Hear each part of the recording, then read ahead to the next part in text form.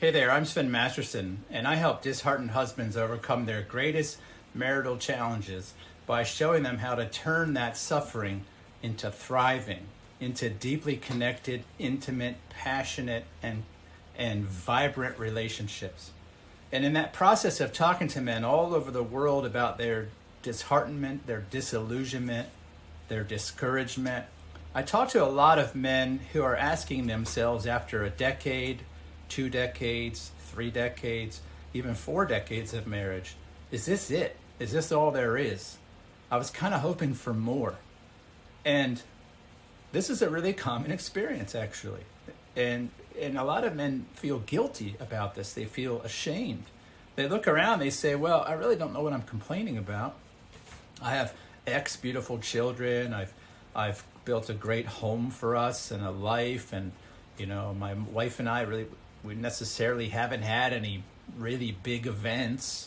We're kind of getting along. We're not necessarily fighting deeply, but I don't feel like this is everything. I kind of wanted more out of life. And a man starts feeling this way a lot of times from just the daily grind. He starts to feel like every day is kind of like Groundhog Day. He feels like his life is predictable, that it's just a cycle of, 5 or 6 days a week, going to work every day, coming home, giving his wife a kiss, watching, having dinner, watching Netflix, going to bed, and doing it all over again, and running kids around. So he'll feel a little bit of resentment over time, a little disillusionment. He'll say, I kind of wanted more than feeling like a security guard and an Uber driver and a paycheck and a cash machine and a taxi service. I hear things like this all the time. They're all different representations of a way that a man starts to feel like his life is insignificant, like he was meant for more but can't find a way to get to what that more is. In my own life, I know back when I was 6 years old, I remember having a crush on my first grade teacher. I thought she was just a goddess, and it's at that point I kind of had this recollection where I first noticed the feminine, and it was enrapturing, it was intoxicating.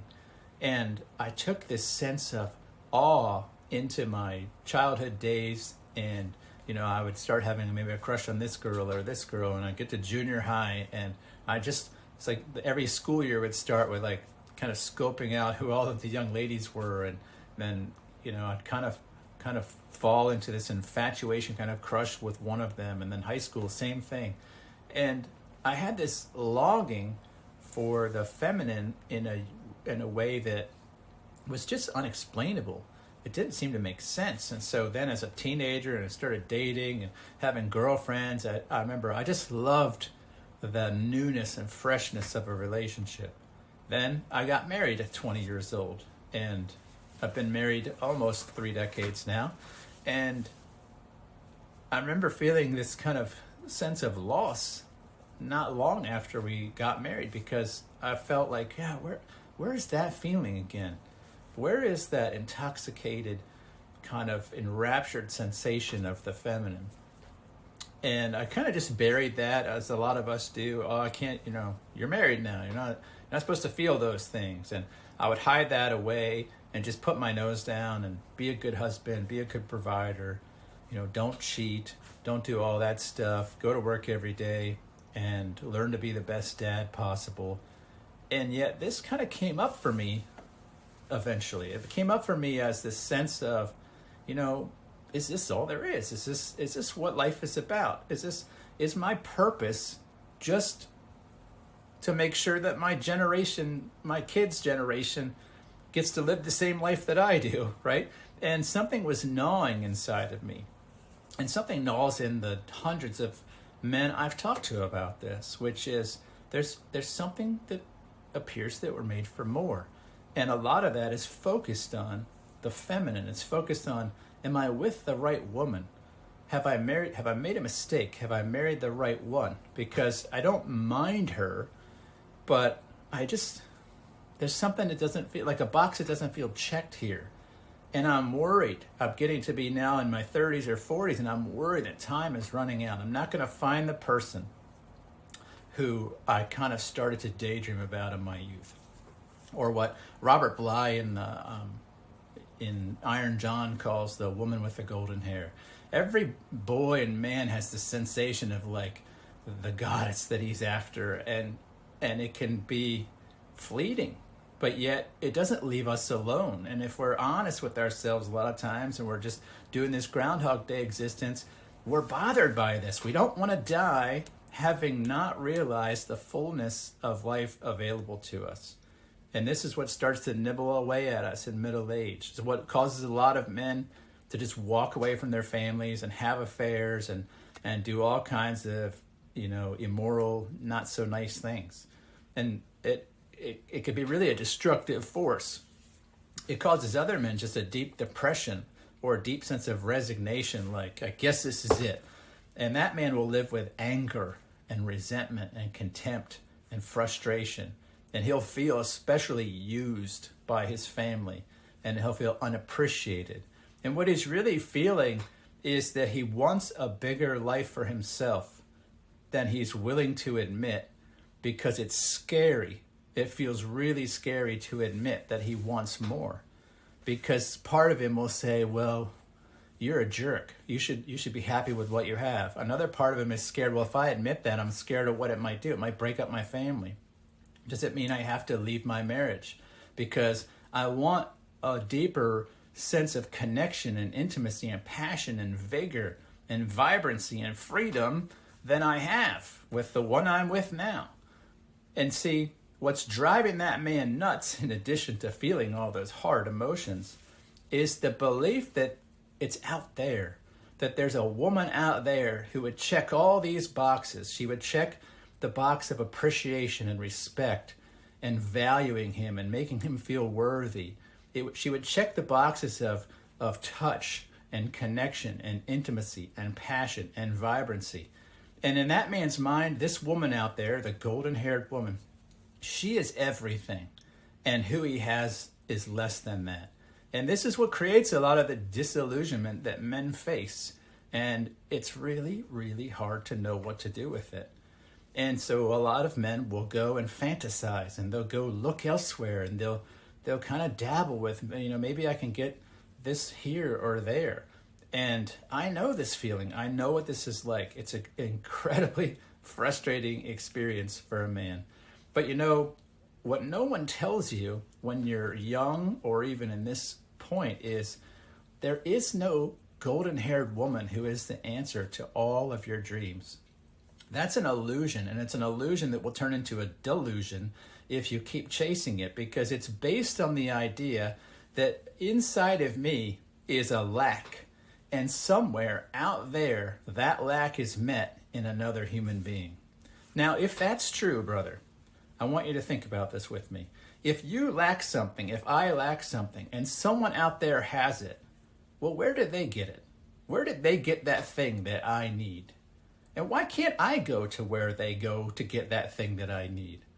And you see, when you start thinking about this deeply, you find, well, either there are haves and have-nots, and I'm a have-not and I need to find a have, or everybody has access to everything that they need and want. Now, if we have to get part of what I need from her, and she has to get part of what she needs from me, what kind of sense does that make? Let's talk about that in a little bit more practical terms. Suppose I have a car with a quarter tank of gas, and my partner, another woman out there, has a car with a quarter tank of gas. Together, we don't have a full tank. And no matter how much we siphon fuel from one another's cars into ours, neither of us has a full tank. And so what that does is create someone has to be the person who has, and the other person has to be someone who has not.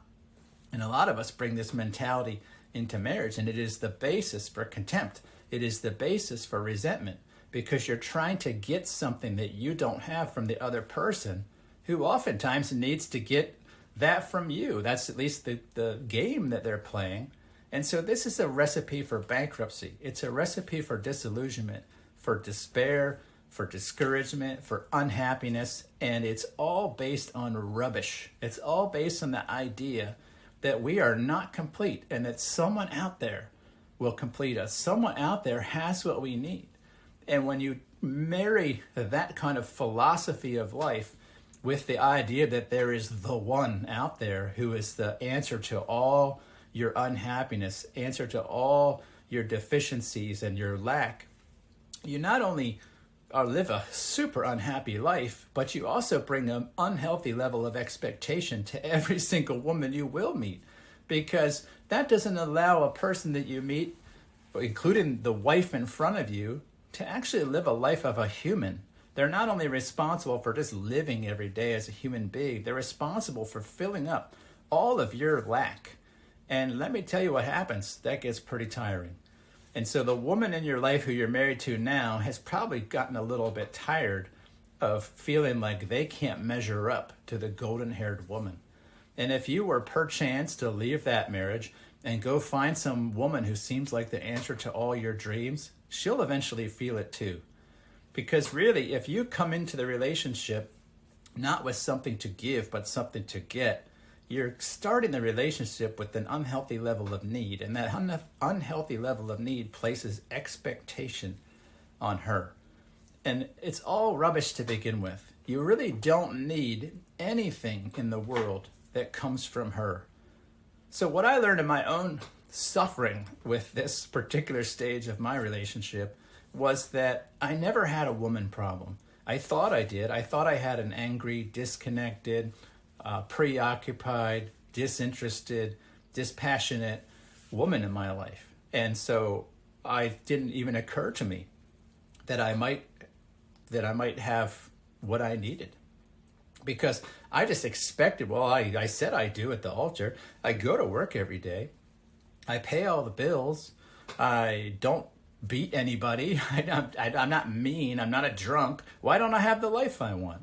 Well, I hadn't learned to cultivate it. I hadn't learned that doesn't just spring forth from the ground with no effort, right? Gardens don't just grow into the lovely gardens we see in television and magazines just because somebody bought the land. They happen by intention. They happen by skill. They happen by learning to interact with that environment with mastery.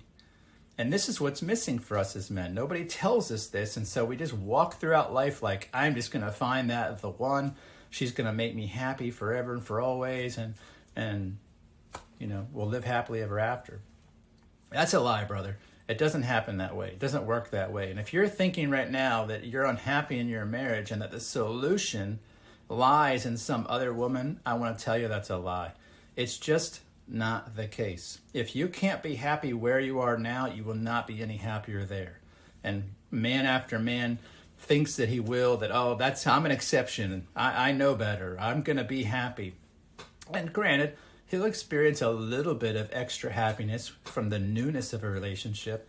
But then 15, 20 years later, that guy's a lot closer to the grave, and he's asking the same questions because he didn't really resolve the real issue, which is his own inside, his own sense of lack, his own sense of a missing sense of value and worth and significance that he was looking to her to get.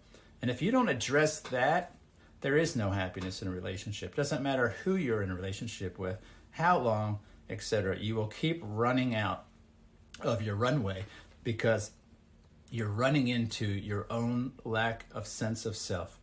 And so that's what I want to put in your mind today. Yes, time is running out. We have a finite lifespan here in this body on this planet. And we are made for more. We are made for great things. We're made to live a vigorous life of fullness, contentment, happiness, connection, intimacy, closeness, and all that good stuff you want. It's all good. Don't suppress any of that desire. The desire is not the problem. The problem is, what do you believe has to happen, and who does it have to happen in to have that? And that, brother, is where men go wrong. It's not going to be found in the woman. It's found inside of us. And when we become who we need to be, our best selves, when we connect with ourselves, when we sort out the erroneous, horrible thinking we have that tells us we're not enough until we do X, Y, Z. When we fix that stuff, we start to experience newness within us. We experience a sense of an increased sense of value and worth and significance. And as we change, as we become better men, the woman in our life responds to that. It's really a beautiful thing. And men tell me all the time, no, that can't be. It can't be. You don't understand, Sven. I've got a wife who has this problem, that problem. Every guy tells me his wife's dysfunction. Every single one tells me the story of why their wife is the exception, her abuse, her background, her horrible past. And you know what? They all think the same miserable horseshit that everybody else does, that they have a wife problem. They don't. They don't. They have an inside problem. When you fix the inside problem, you see great changes unfold before your eyes. I could show you man after man after man who did not believe me in this and is living in a new relationship with the same partner he had who's living in a new way towards him. And all of it, 100%, came because the man experienced a change in himself. Now, if I've made you curious in this video, I hope I have, I want you to reach out. Scroll down. You'll see a link where you can reach out to talk to me about this. Let's have a conversation. 60, 90 minutes of my time. I'll talk to you more about this thing. I'm not going to sell you a thing. I'm not going to offer you a sales pitch. Nothing. I'm going to talk to you about this stage of your life and your relationship because it's a hard one. And because when I went through it, I could not find a soul on earth for years to tell me, what do I do here? How do I get through this? And so now that's what I do. I do it 6 days a week. I talk to men around the world about this very thing. And I'd love to talk to you about it in a free consultation, which you can book if you just go down and click on the link below. And with that, I wish you a good day and wish you the best in navigating this season of life and relationship. And I'll talk to you soon. Take care.